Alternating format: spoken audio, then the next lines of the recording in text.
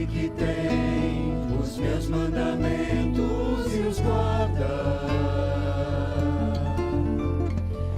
Este é o que me ama,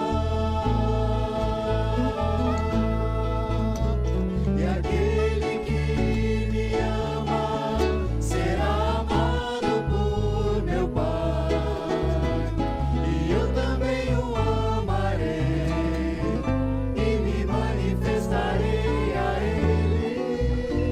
Aquele que tem os meus mandamentos e os guarda,